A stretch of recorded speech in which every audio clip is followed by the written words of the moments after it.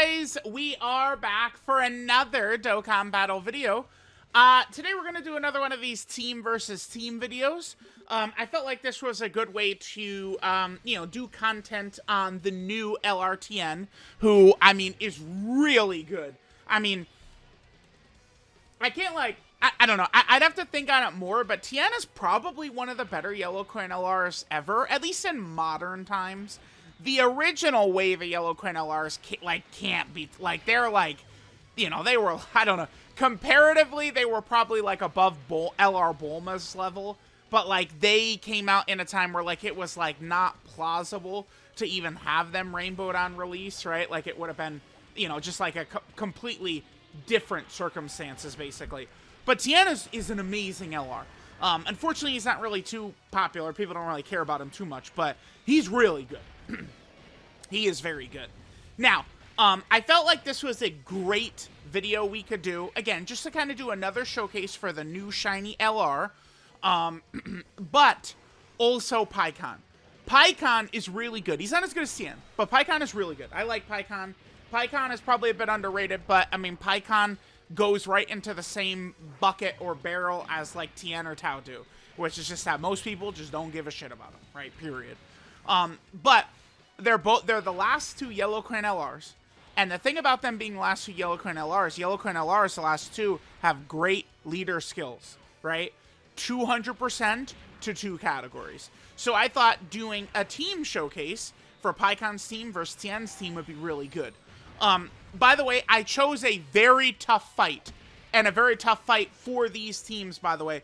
Both TIEN and PIKKON have dodge all over their kit, and I went into a very difficult dodge-canceling fight, and the fight opens with locking. This is a very, this is kind of like a tough stage to showcase characters in, because it opens with locking and ends with dodge canceling, right? Like, it can be a bit of a brutal fight.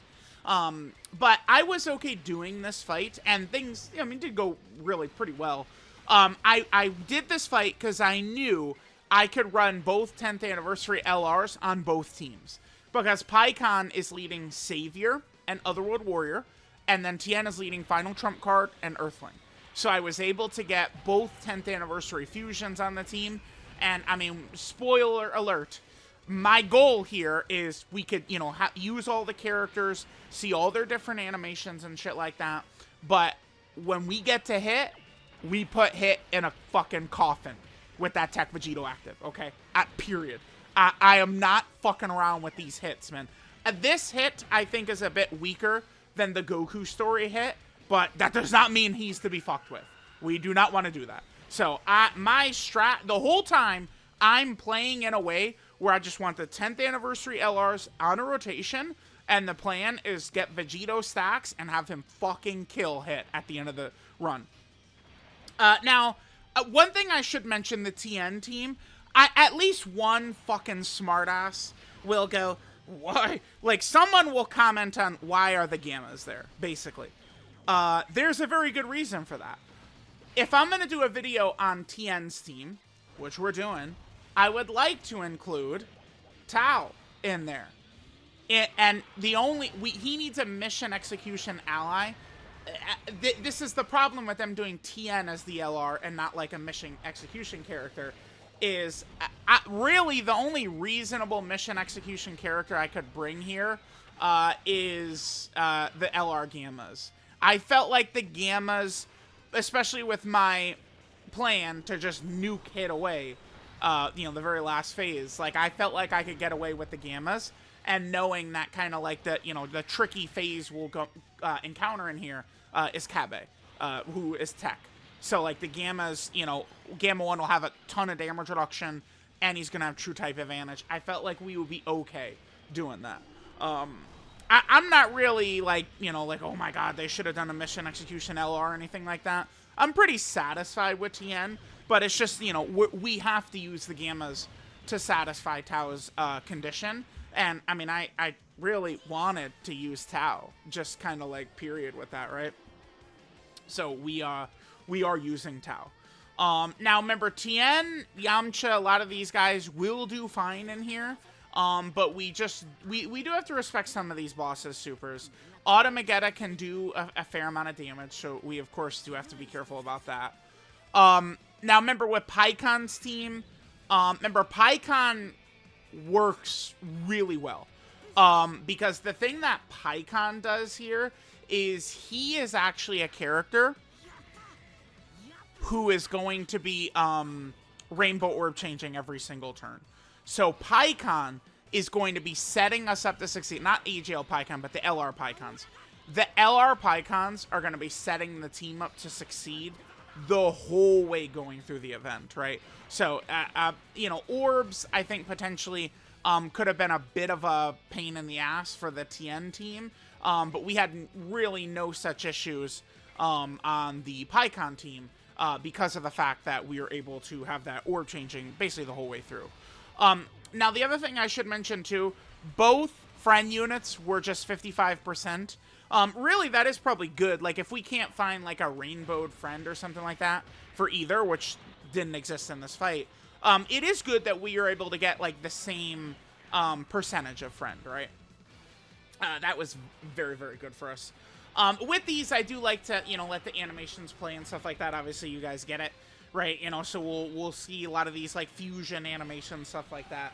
A lot of the same stuff, but, I mean, this is one reason that both of the Yellow Coin LRs, TIEN and PIKKON, are legitimate leaders, by the way, is the fact that they have categories on their leader skill that includes all these fusion characters, right? Period. Like, having them is a huge deal. I believe I could have also brought the LR Gods for TIEN's team, but I felt like it was, like the way I had it set up was more than enough.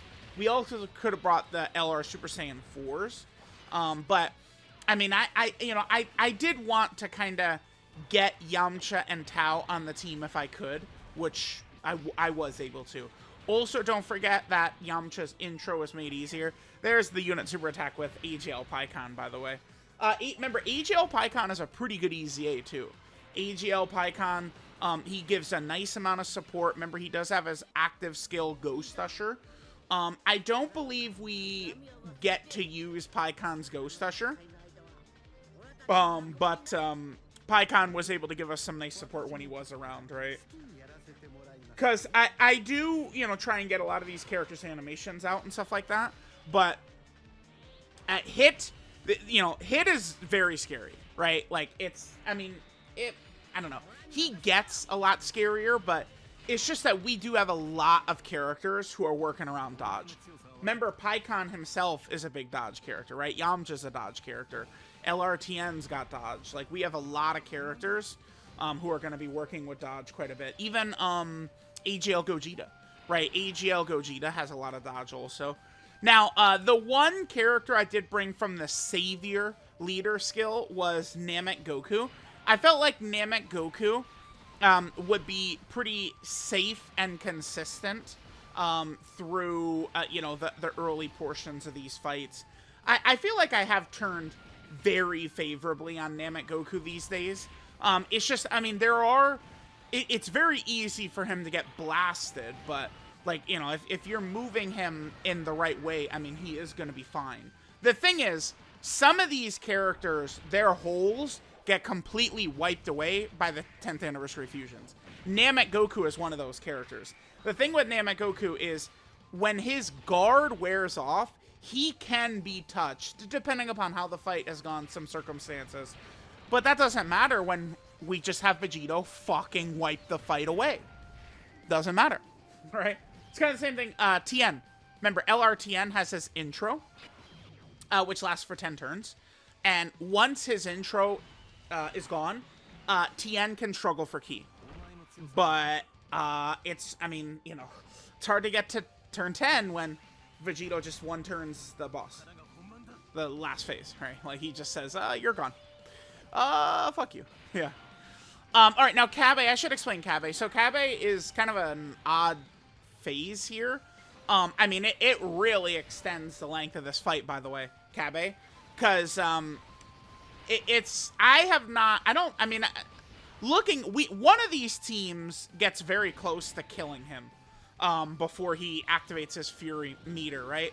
I think it's on the left side, because I think Yamcha might do crazy. It might be Yamcha does crazy damage here.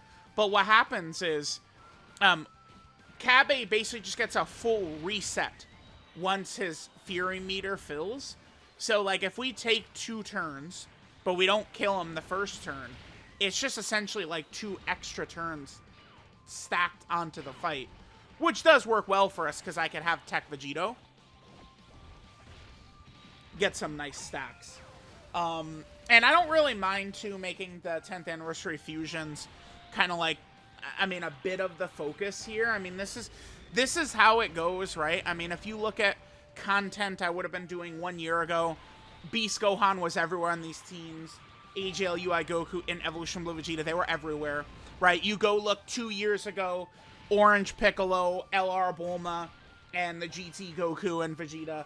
Like, it's just how it goes. Because I've seen a lot of discussion with that, and it's like, it's just what happens. But people a lot of times talk about stuff, and they don't really have, like, a good grasp of what they're talking about.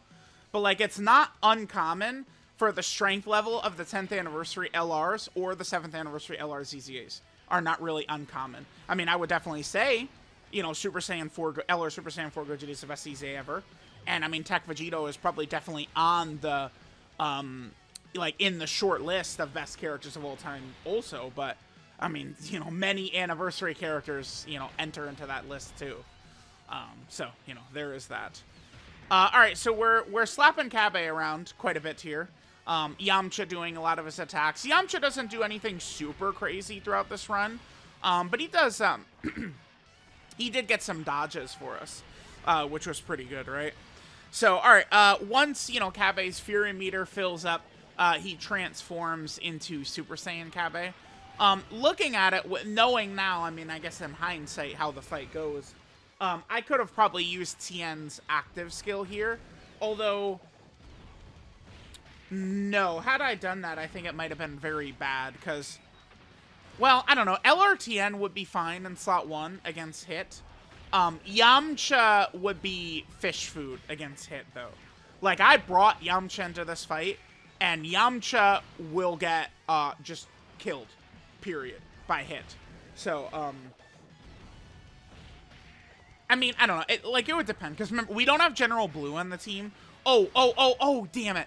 There was one point I was about to talk about earlier in the video, and it kind of, like, eluded me. And, damn, it's something people would comment on and ask about. And it's, because I talked about the Gammas are here for the mission execution intro requirement for Tau. And people would say, what about General Blue? But, nah, I'm not doing General Blue. Because General Blue, his condition is either have a mission execution ally on rotation or Dragon Ball Saga. I mean, I don't know. I guess we could have, because we would have 2 TNs plus Tau, but this was like a locking boss too. I mean, the Gammas did fine, right? It's not like, maybe if like the Gammas had gotten fucking wiped out or something, like, you know, we could have the talk, but the Gammas did completely fine. Whereas, like, you know, remember, you open this fight into a locking boss. So a General Blue could potentially be executed if he did not have, you know, the Dragon Ball Saga, you know, the TNs or Tau on his rotation, right? Which would have been pretty bad. So, okay, now right here. So, like, look at this right here. We're looking at the TN team. If we kill Kabe on this turn, we go into that next rotation with Gamma 1, Tien, and Yamcha. I clicked this key with Tien and then really thought about it and was like, oh, fuck, I shouldn't have done that. But, I mean, maybe we could have been okay with Tien slot 1, Gamma 1 slot 2, Yamcha slot 3. All right? Remember, Gamma 1, he gives such defense to the team after he supers.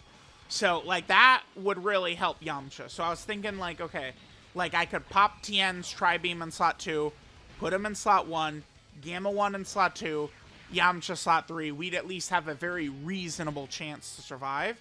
But we don't actually kill Kabe on this rotation. So, you know, we're good, and that basically sets us up to where the fusions will disintegrate, decimate, and obliterate Hit, right? Which is what I aim to do, right? The fusions can work super well together, right? Typically, it's just like one turn where we get a couple of stacks with Tech Vegeta, and we should be good to go. Remember, it is important with the 10th anniversary fusions to at least get a round of defensive supers with them. You know, so for the Tech Vegito, it's the Tech Vegeta. Like, at least getting, like, 2 supers, 3 supers, in my experience, makes a monster of a difference to allowing Super Saiyan Goku to just kind of be very competitive in Slot 2. But again, keep in mind, the whole time going through, I was well aware of what the strategy was. And it's like, right here, like, I know, like, I could have popped the Tri-Beam right here. I guess, in hindsight, I do regret not using Tien's Tri-Beam right here, just because we could have gotten it in the video. But I don't use it, and then obviously, the fusions do wipe hit away. But we were able to get Tien's Ki Blast Nullification right here. Beautiful. Ki Blast Nullification counter. Remember that is a 50% proc that we succeeded. It's a 100% guaranteed proc if it's a Kamehameha character. I saw confusion on this. Sometimes, the silly billies. Someone's Tien got blasted in Festival Battles by UI Goku. And they were talking about it, and it's like, well, but it's not a Ki Blast Super. Tien nullifies Ki Blast Supers. So it's like that, that Tech UI Goku in the Festival Battles doesn't do a Ki Blast Super. Like, it's not rocket science, but, it is what it is. Speaking of, actually, we weren't able to. Damn, okay. I was going to say, I would have liked to have gotten AGL PIKKON's animation in the video as well. But looks like AGL PIKKON, because Kabe, what is it? PIKKON can only do it if the enemy is above 50% HP, I think. By the way, last year when I did a couple of these videos, actually, have I been doing these videos for 2 years now? I think I have been doing these for 2 years, but I don't do these very often. But I was like, it came to me in a dream that I could do some of these during this quiet period. I might do a few more. I mean, what else am I gonna upload, right? Not like there's that much. Yeah, I was doing it. Oh, the first one I did was Turles versus Super 17. That video was 11 minutes long. Wow, okay. Well, that was gonna lead into the point I'm gonna make, which is, like, a lot of times I was doing, like, multiple runs, right? We do a couple of runs in a video, but, like, the fights this year are so long, for sure, I'm only doing just one. We're gonna do just one run, is all we're doing here. Yeah, I did a couple. I did, Yellow Coin Spirit Bomb Goku team versus AGL Golden Frieza team. I think for some of those, I didn't necessarily use them as leaders, but just have them on the team. Yeah, I mean, I could do that here, right? Like, but I mean, part of this video where I really felt like it was going to be good, though, was showing off how good their leader skills are. All right, so over here, this run lasts a little bit longer, the PIKKON run, because we're already one turn past. Okay, because right now, Vegito on the TN team, that's turn 10, and we're on turn 11 with the PIKKON team. But we only have to survive one turn against hit, and then after that, Vegito and Gogeta will definitely be able to finish the fight off. Because, spoiler alert, I guess quite obviously, Tech Vegito does kill hit, basically in both of these teams right there. Okay, so Goku and Frieza took a lot of damage. I mean, Goku and Frieza, I mean, they can be pretty good, but I mean, they will, take a lot of damage at points too. Not really the biggest deal when we have a lot of characters around, though, who can heal. They themselves have their healing active skill, right? The Frieza's handout healing active skill, which is very good. And then, of course, the fusions. When we actually do fuse, right, they're going to give us basically the full HP reset, which is very good. All right, so we're going to finish this bad boy off. On the left side, he is completely done. Namek Goku on the right side, yeah, I mean, he did his job. Goku and Frieza did. Really, with the Goku and Frieza, as long as they're just able to live That's all we're, really focused on too much right there, which obviously is good. And then, PIKKON, I guess, I mean, I don't know, I didn't really get to talk about PIKKON very much in the video, but, I mean, like, the role PIKKON can serve as is, I mean, he's a rainbow orb changer. It can be, if PIKKON is in, like, slot 3, it can be very tough for the bosses to kill PIKKON. PIKKON is not a character that's gonna just get, like, blasted away, like, super easily by the boss or anything like that. Alright, so that should be that. Over on the left team, the TIEN team, Gogeta and Vegito are wrapping it up. And then now that we've reached this turn, the same thing is going to happen, right? Vegito and Gogeta are going to wrap this up. I guess you guys could comment, like, what teams you'd maybe like to see me run against each other. I would probably like to stick to 2025 characters, but the thing is like, if I did, like, year versus year, it would be really rough, because we're in a new leader skill meta, which makes using last year's stuff a little tougher than, like, when 2022 versus 2023 or something like that, right? Because it's like, I don't, like, if we ran the Rose team, do you think we have any shot of winning in here? No, probably not, right? In, like, some of these fights.